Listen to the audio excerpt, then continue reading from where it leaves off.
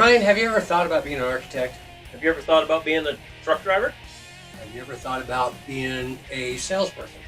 What about something in the medical field? Realtor?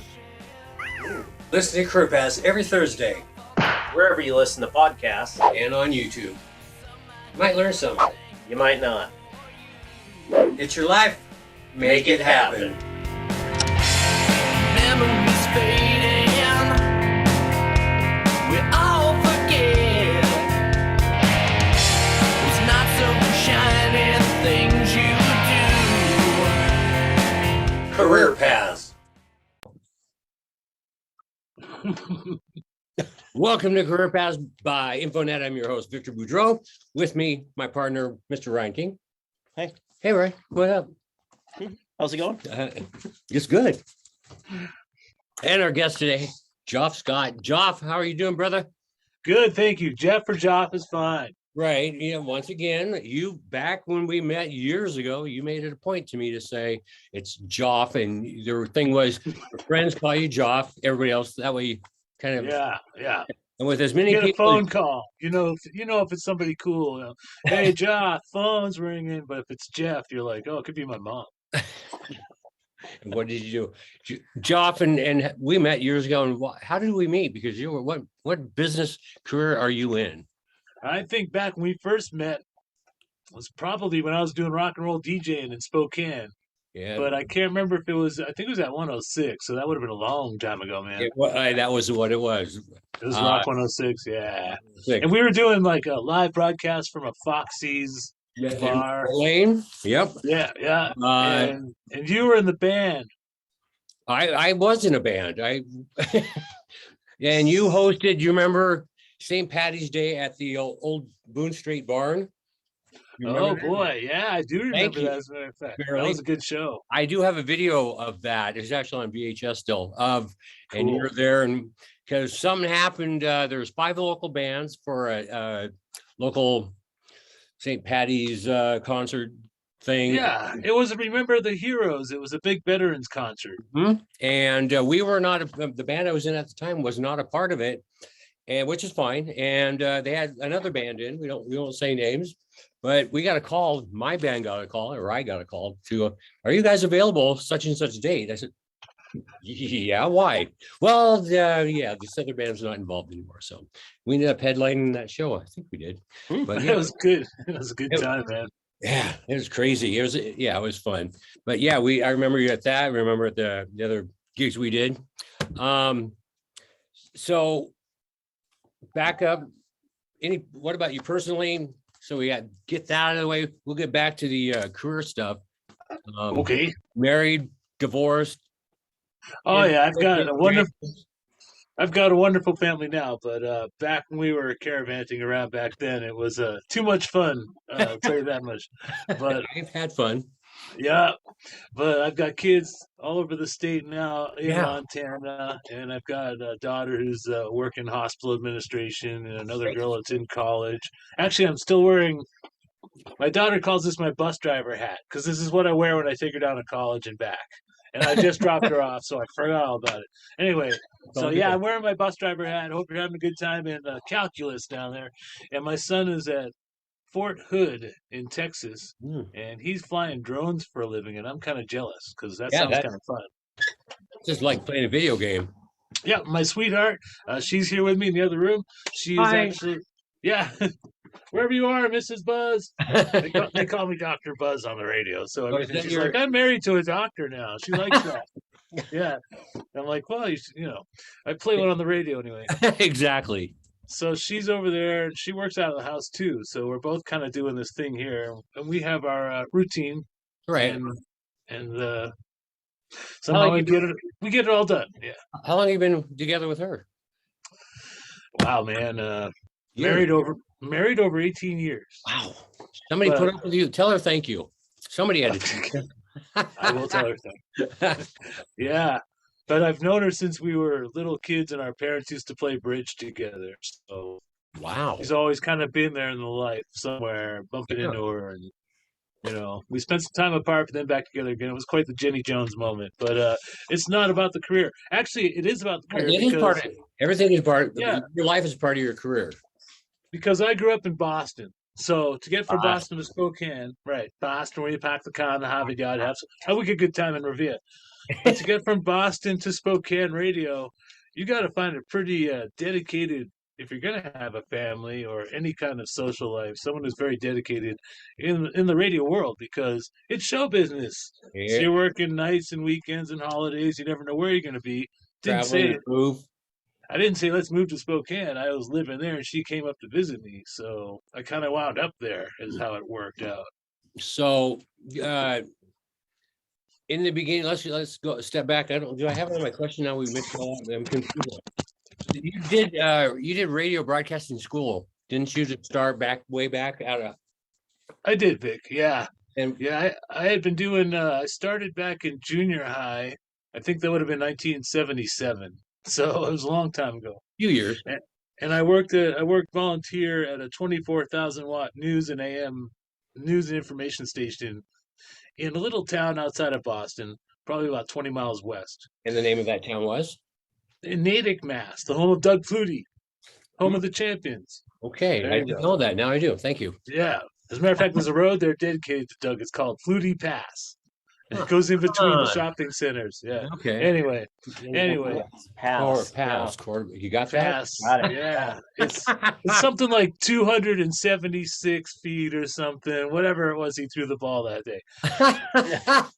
Anyway, okay. So, I mean, this was just to get my feet wet. I wanted to learn about radio. I was very surprised to learn that DJs were real people and they had real jobs. A lot of it wasn't on the radio.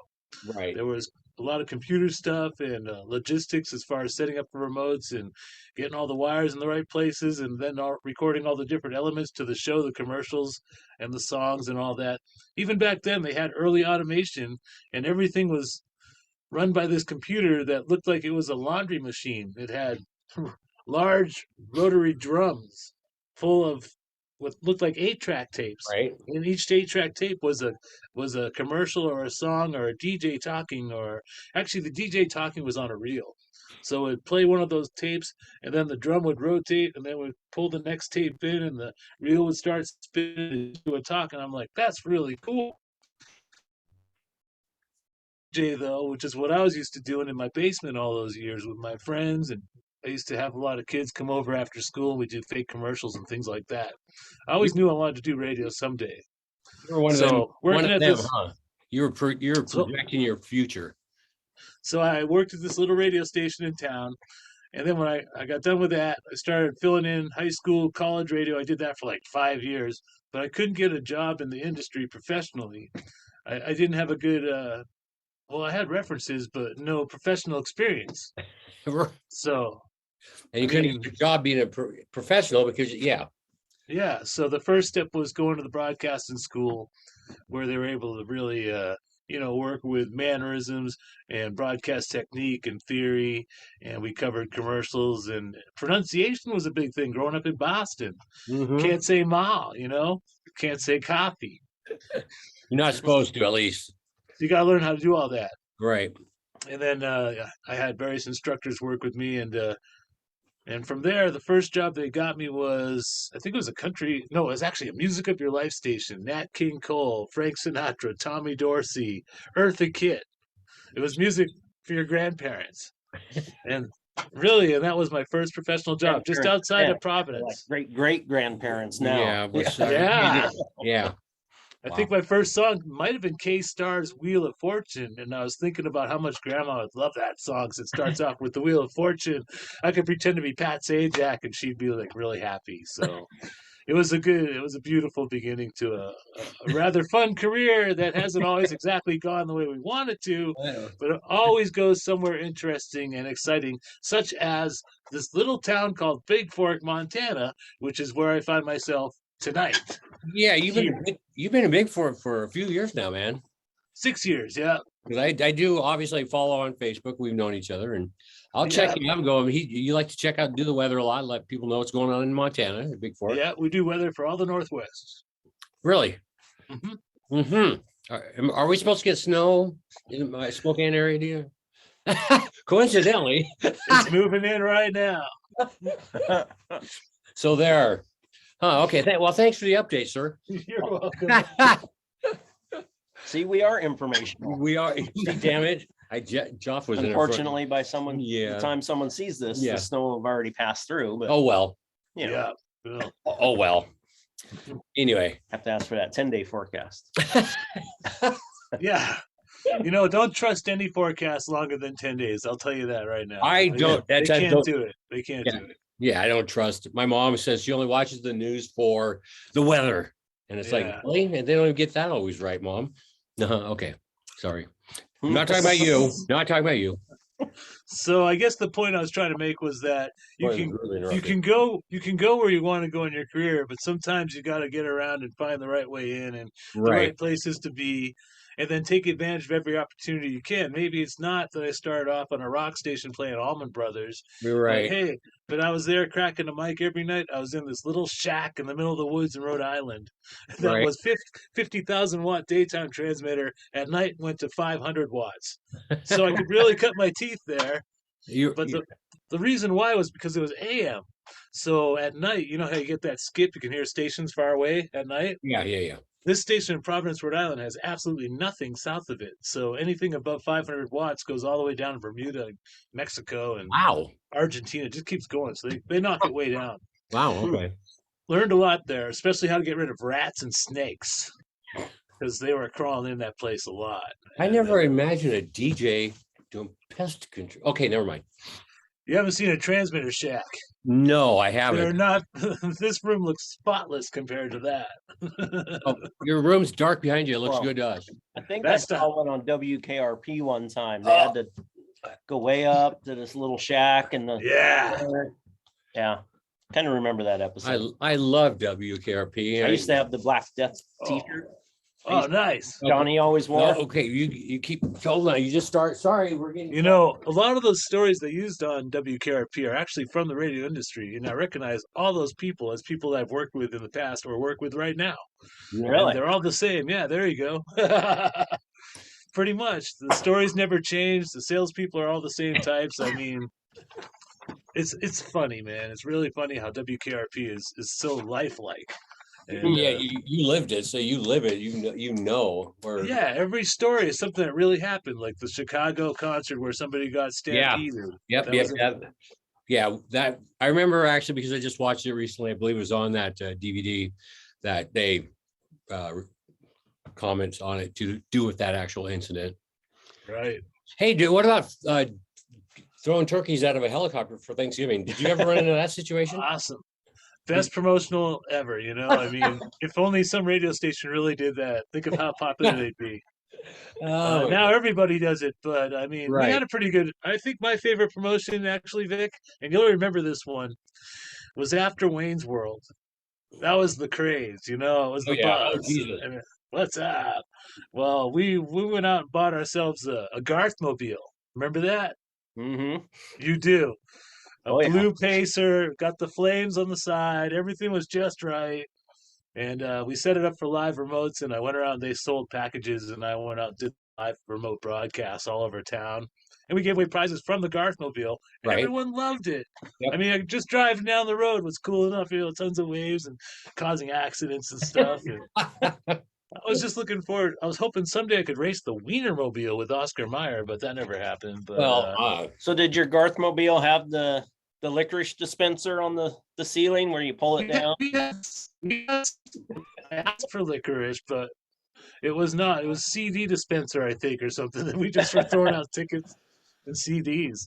I mean, back then things were so different. The record industry would give us so much stuff to get their music played, yes. and so we had just tons of prizes and packages available to us. That's a long way into the career, though. I mean, I didn't do Spokane radio until after I'd been a traffic reporter in Boston on 22 stations first. Wow. And I did country radio, and I worked at a station in Lowell, Lawrence, Mass, where Ed McMahon used to do the morning show. Yeah, WLLH. And then a funny thing there was I produced a Spanish hour every night. I've never spoken Spanish in my life. But You speak Spanish then? no, the host, his name was Miguel, and he'd say, "Hello, Lawrence. Hello, la musica, doubly day, El Eliachi, and lo productor, Jeff Scott." And he'd point at me, and I'd push the next button. And then he'd say, "Oh, let's take a phone call." And I'd go, put the phone up. I just ran the show for the guy. Never Okay. understood a word of what he was saying. So that was one of the jobs. And then from there, we actually launched a network where one station could do country music all night. It was called AM Country, but it played on 3 different transmitters across probably 50 miles in eastern Massachusetts on 2 different frequencies. So it became a network. And this was kind of like, at the time, it was just something cool we could do. We used a 10K phone line and rented that, and then sent the control down to Worcester, Mass. So between Lowell, Lawrence, Worcester, we had 3 transmitters going. Jeez. Well, lo and behold, that's kind of the way they do it now, where there's one main mothership, Oh yeah. like Clear Channel or whatever, yep. and they're just sending out stuff locally. So who would have known? I mean, I was there at the forefront. Didn't Yeah. even know it. Yeah. Who would have known that that's the way things have turned out? I mean, you never expect that. Yeah. Just So, the way things work through media, or I because you were in the radio, I was in the band scene, just how things have changed, and not always in a good way. yeah, technology can screw you. Oh yeah, Well, big time. you probably went through where technology was kind of changing so fast too, and you didn't know what was going to stick and what was changing. And so some of the things that now are, an everyday experience, but you were on the forefront of, you probably thinking, oh, that's not going to be around for long, or That'd be good. Yeah, that's good. I understand what you're. I was kind of hoping Twitter would go away, but Hello. I'm not. Don't touch it. anyway, no. Actually, here's the thing. Yeah, I've stayed ahead of the game, which is good because I had computer experience growing up. Thank goodness. Back in junior high, I also had a computer education class where I learned basic and some programming and development and theory, because I would need that pretty much through the entire radio career. But when I first got into it, it was not, it was still records and sometimes reel to reel. Vinyl, say And- vinyl records. Yep, and 8 tracks. They look like 8 tracks, but they're carts. Right. And they're tape loops with all that stuff in there. I learned that one way back.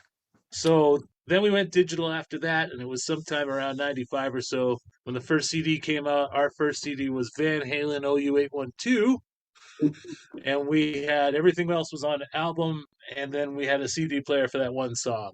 Everybody would look forward to playing that tune in their show, And then after that, like the next station, everything was on CD and cart, and reel to reel became just for phones, contests. And then after that, everything went to computer, and that was not an easy transition for all the old school guys. So you really had to know what you're doing, or at least be familiar with computers to get in there and make it happen. And now everything's on computer. And anyway. So I'm just going to reference, because I have some of these things I didn't know until I got to know. But when you say reel to reel for I know it is for, but for our listeners and our watchers, what was reel to reel done at that time? You said phone calls and what? Why? Yeah, the reel to reel, you could record on a reel that would just spin around. Old school. Yeah. It was the phone calls for request or whatever else that you wanted to use. Right. And so you could so sometimes you had to edit phone calls, correct? Well, yeah, you can't go live with these calls because you'll get a bunch of swears, especially in the contest, and Spokane, and contest winners, and there's going to be someone saying, "Oh," so yeah. That's always clarifying is that it was recorded for. Yeah. So we would tape on the reel, and then you take the reel, and then over the record head, you go back and forth, and you hear the word that you want to cut out. Whatever it was, and then you take that with a grease pencil and you go underneath and you mark where it is, and you go to the other part where you want to edit to, and then you mark that, and then you bring the two together and you slice them off and then tape them back together with this tape. And sometimes you had to do that 5-10 times before you could hear the call while the song's playing with 3 minutes left and you're queuing up the next album. You had so much practice. I remember being at your house watching you do that, splicing reel to reel tape for whatever. I can't remember specifically what you were doing, but you were you'd done it a few times by then. So you had to for contests. Yeah. And after a while though, that tape gets real ratty. Sorry guys, didn't mean to kick you there.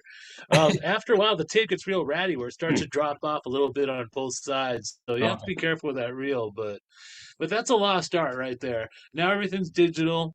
I mean, it's the same deal kind of, but you're doing it on a screen. So you're clicking left, you're clicking right, and then delete, and then the two come together automatically.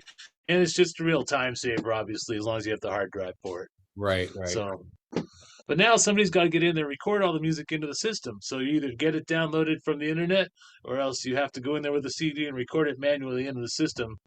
So it's twice the work on the other end for quicker playback. Okay. Yep, So you're good. thank you for clarifying that one, because once again, you think you call and you're going to hear, and then you actually hear yourself delayed. Just when I was younger with KGRB in Spokane, you remember that? Oh yeah, That was an AM. That was, but solid gold 790. we're that old. That's where I used did. a lot of my music from at the very beginning, recorded off AM. I was the KGRB weather girl and and KGA too. Oh my KGA. God. When did you work for KGRB? Do you remember doing that? The Year-ish? same years I was at Rock 106. That would have been the same building. Okay. Well, that was Those are all the same. okay. I didn't listen to KGRB. And Scott Ballantyne was there. Shan Man. I mean, we've had some great workers through the years, and working at that place was so much fun. I mean, Yeah, think about legendary people in that building that have come through right away. It's just crazy. I mean, You ever Boy. talk to, see, obviously you got to say hi to Gary once in a while. I haven't seen him for years, but I actually have not spoken to him. really, Nope. Hope he's doing well though. Yeah. I do. I think he is. I haven't spoke to him for some years now, but I know he's still in. I think he's still program director, and I know he lives out of Coeur d'Alene area. Yeah, probably. Yeah. Anyway, Actually, I owe him a great deal of respect, although I don't really give it to him very much. But he is the guy that brought me out here, and it was a funny deal because I'd been working traffic in Boston and I came in Spokane, and I heard Rock 106. I'm like, wow, there's a station I could work at, and I was just kind of joking because it reminded me a lot of WAAF where I'd been working most recently in Boston, which was a great station, and again, a legendary staff of just historical significance. The people that worked there went through the building, Bob Rivers, and Karen Grace, and oh my gosh, Russ Motla, and right on down the line. Anyway, so I went to Rock 94 and a half, Rock 106. Sorry guys, I'm all screwed up. That's right. Now it's 94 and a half. Well, it was 94 and a half in Coeur d'Alene later, but Yeah. my first day at Rock 106, I just went there to meet Gary and talk radio, and he really wanted to get a lot of ideas. He's like, tell me about Boston radio. What's it like working there? So I talked to him, and I gave him all the inside scoop from Boston, and we just kind of hit it off. And I did visit that station. And when I got home from that vacation, this is the funny part. My boss at the traffic reporter place said, we have to get together and have some dinner before you come on the air next time. I'm like, okay. So I didn't know. It was a new boss. I knew nothing about him. I thought maybe he wanted to introduce himself or something. It was a major network. I want to say only 3 of them. So it's a big TV station and a major traffic network corporation. And they decided while I was on vacation that they just didn't want me there anymore. Wow. And Thank you. And there was some reverse sexism about it, but I don't really want to get into that. Yeah. So How many you dealt so I with? took so they gave me some hush money, and I took that. It just happened to be enough for me to move out to Spokane. While Gary's like, if you really want to come out here, I got a job for you. They both kind of happened at once. Right. So I owe him a lot, and he got me through a lot. I mean, I did 10 years at that frequency, Rock 106. Yeah. And that was a good time in Nighttime Authority. And we had so much fun there, man. I remember in the beginning when the band I was in, we were trying to get in with the station because I don't know why, but it worked. And first going to the office or going to the front desk and is so-and-so here? Who's this? But within a short period, they just look at us and they go. They knew who we were, and just go see either you or Dave Mason or Gary or they just go, leave us alone, the front desk. So they knew we were trying to do business. So we tried. Come on now.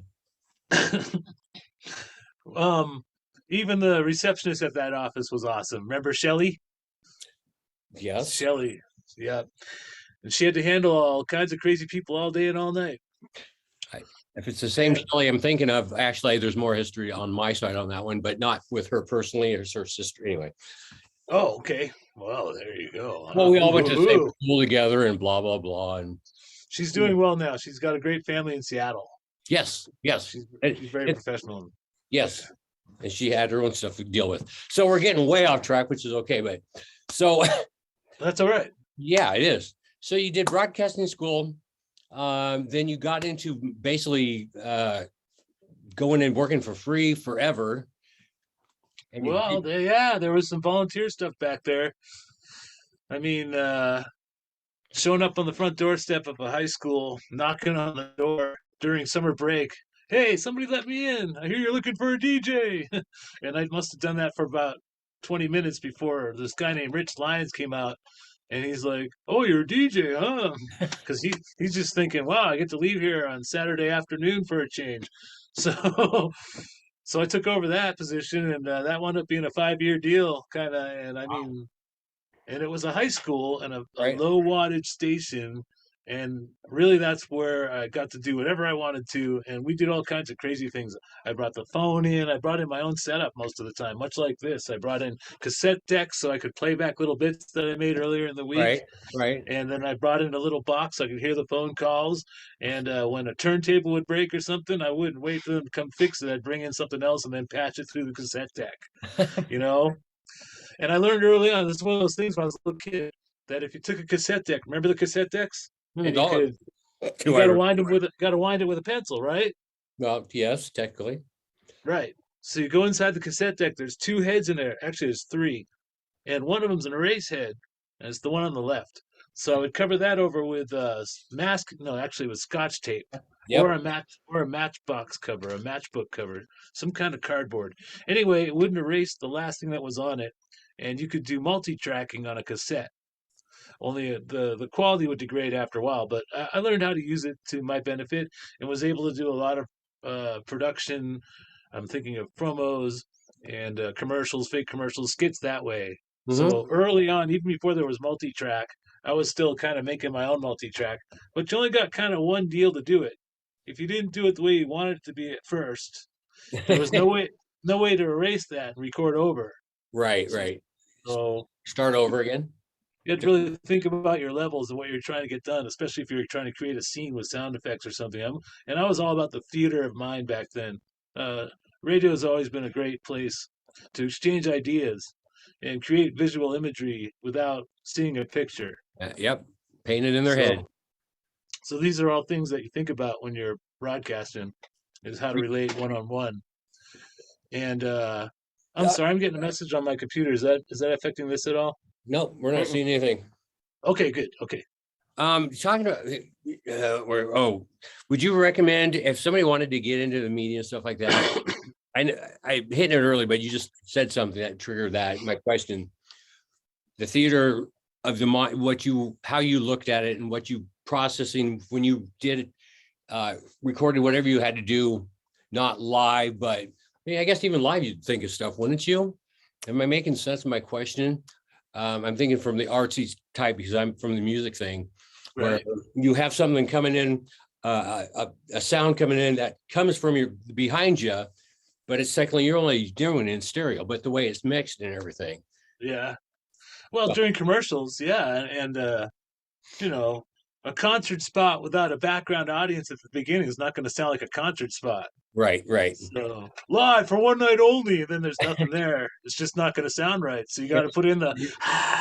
Yes, And yes. then you're going to go to the show. And I don't know, I did all those concerts for Bill Graham Presents back then, man. I did all the spots for the Spokane Arena, Wow. major bands, stuff. Yeah. And then they give it to you. They'd rip. I mean, you get a piece of paper, it looks like this, you know, Yep. and they say, do this commercial. It needs to be on the air tomorrow. They didn't care who voiced it, but I still knew, hey, man, this is a concert spot. Fishbone's coming. So first got to go find all the Fishbone music and then cut them down to the hooks you want and then write the copy that's going to make people go and buy the tickets. So you need action, interest, delivery, and all that stuff. All things you learn about in broadcast school. I was just going to ask that. Did you learn that in broadcasting school? Some of it.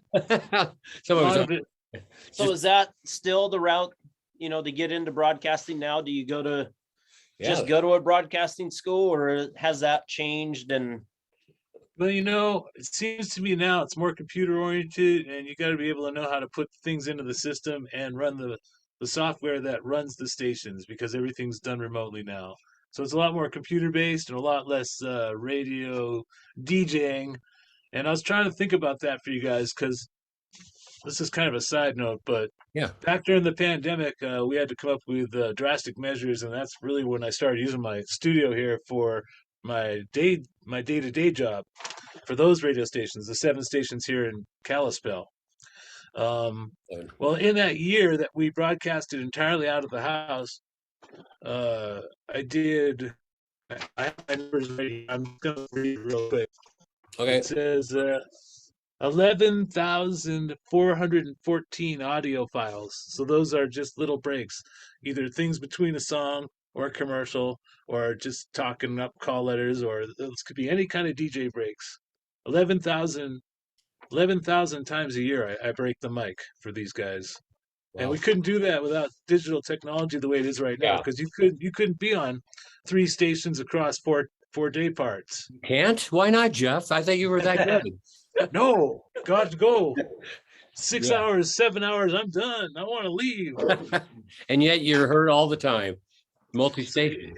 It all goes around. Yeah, it's really incredible the way they do it now. But so that's what I was saying. You have to learn how to do that, and kind of you have to have a lot of experience in as many places as you can come up with. I mean, you need a lot of experience to get that stuff done.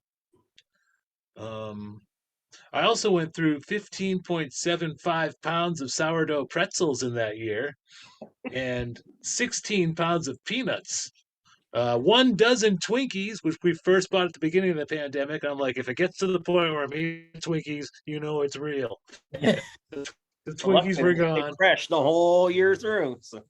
And these are real numbers. 410 pots of coffee. That's Jesus. times 10 cups. So Wow. there you go. On that note, That's- Geoff, hey, That's what it takes to be a DJ. well, we're not done with you, but we're done with you for a minute. We're gonna go to a 2-parter if you're available. Hang on, so we can educate our listeners some more. This is good, because I always wonder when they say we'll be right back. I always wonder where they go. So I'll finally be able to understand. I'll be able to see where you go. You won't turn it off. He won't. Where do they go? No, my God, where's my side notes? We're almost out. Listen for next time. Part 2 with Geoff Scott, radio DJ, personality. All. I like radio personality. You're a personality to me. And you'll be back with us 2-part to give us more info, and we'll go with that. Remember, CareerPaths.net. Please like, subscribe. Leave a review. Your mother. Yeah. It's your life. Make it happen. Geoff will catch up with you shortly.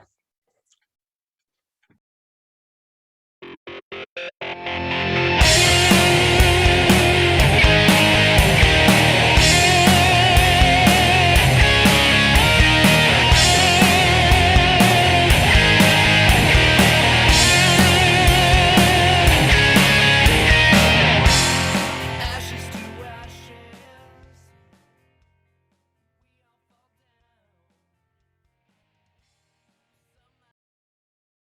Okay. Take 24. La, la, la, la. Career Path.